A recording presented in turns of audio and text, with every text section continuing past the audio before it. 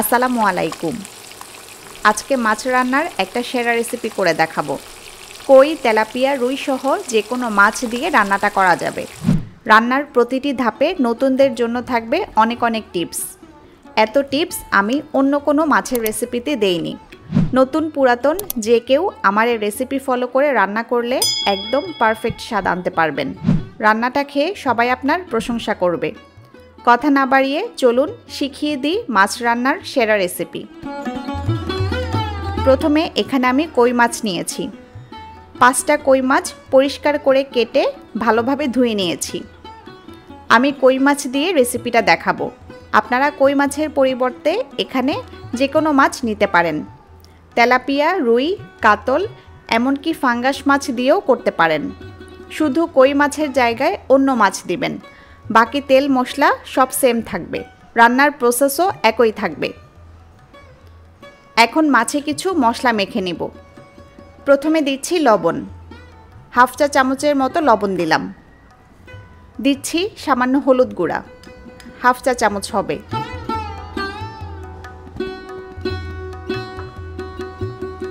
দিচ্ছি 1/2 চা চামচ মরিচ গুঁড়া।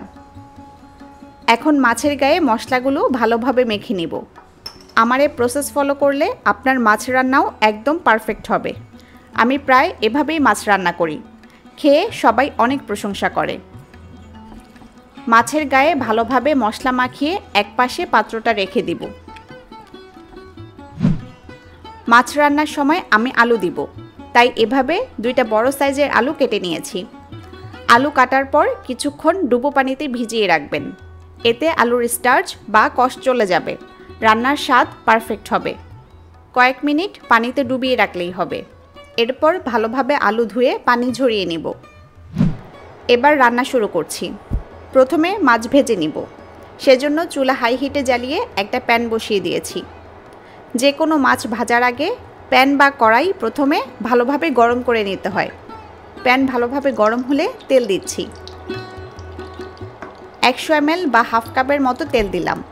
এবার তেলও ভালোভাবে গরম করে নিব। তেল ভালোভাবে গরম হয়ে এলে একে একে মাছগুলো দিয়ে দিব।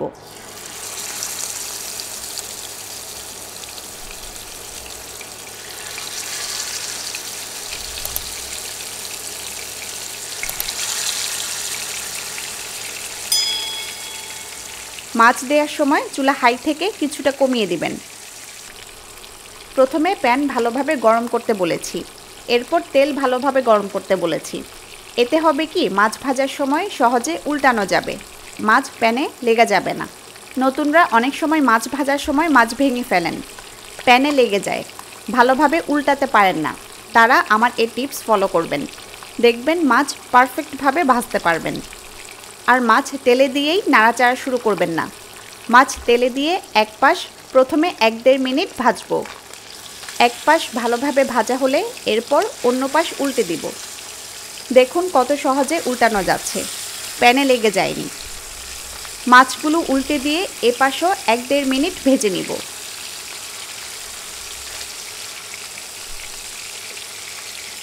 এপাশও 1-1.5 মিনিট ভাজা হয়ে গেছে। এখন মাছগুলো উঠিয়ে নেব। বারবার উল্টে পাল্টে মাছ ভাজবেন না, আবার খুব কড়া করেও মাছ ভাজবেন না।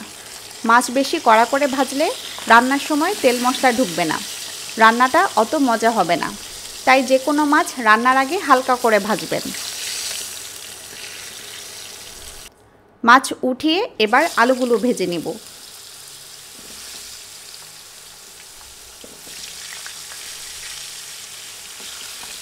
আলু দিয়ে উপরে সামান্য লবণ ছড়িয়ে দিচ্ছি। এবার নেড়ে চেড়ে আলুগুলো 1.5-2 মিনিট ভেজে নিব। খেয়াল রাখবেন ভাজতে ভাজতে যাতে আলুর গায়ে পোড়া দাগ না লেগে যায়। ভাজা হয়ে গেলে আলুগুলো উঠিয়ে নিব।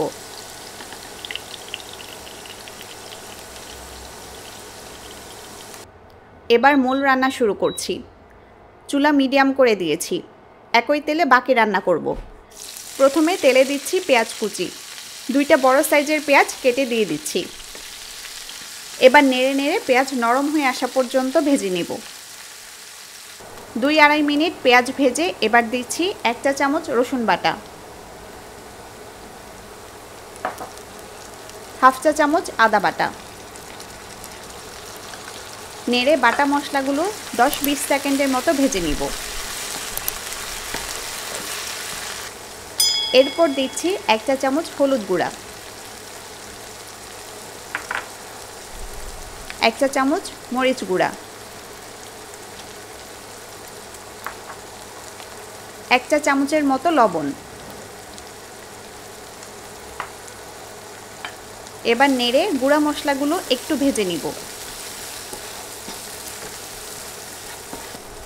সামান্য পানি দিয়ে দিচ্ছি যাতে গুঁড়া মশলাগুলো পুড়ে না যায়। পানি দিয়ে একটু নেড়ে সব কিছু ভালোভাবে কষিয়ে নিব।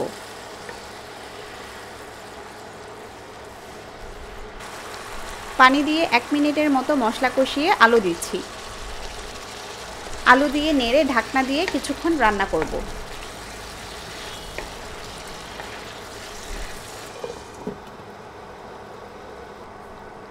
চার 5 মিনিট আলু ঢেকে রান্না করেছি। এবার পানি দিয়ে আলু সেদ্ধ করব। মাছ রান্না খুব সহজেই হয়ে যায়। আলু সেদ্ধ হতে একটু টাইম লাগে, তাই প্রথমে আলুটা সেদ্ধ করে নিচ্ছি। পানি দিয়ে ঢেকে আরও কিছুক্ষণ রান্না করব। পানি দিয়ে 5 মিনিট ঢেকে রান্না করেছি। এবার ঢাকনা তুলে মাছ দিয়ে দিচ্ছি।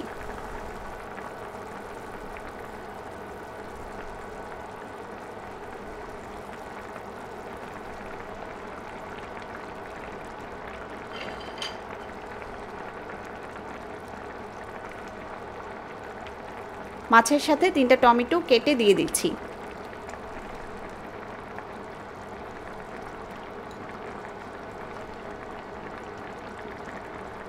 আর দিচ্ছি কয়েকটা কাঁচামরিচ। এবার নেড়ে আবারও ঢেকে রান্না করব।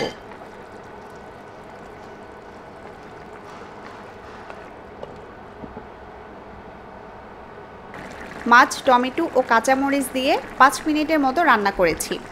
এখন ঢাকনা তুলে মাছগুলো উল্টে দিচ্ছি। মাছ উল্টে দিয়ে আবারও ঢেকে রান্না করব। আমাদের রান্না প্রায় শেষ পর্যায়ে আছে। আরও 4-5 মিনিট রান্না করেছি। আমাদের রান্না শেষ। আমি ঝোল আর কমাবো না। চুলা থেকে প্যান নামানোর আগে উপরে কিছু জিরা গুঁড়া ছড়িয়ে দিচ্ছি। মাংস রান্নার শেষে দিতে হয় গরম মশলা গুঁড়া, আর মাছ রান্নার শেষে দিতে হয় জিরা গুঁড়া। জিরা গুঁড়া দিলে যে কোনো মাছ রান্নার স্বাদ কয়েক গুণ বেড়ে যায়।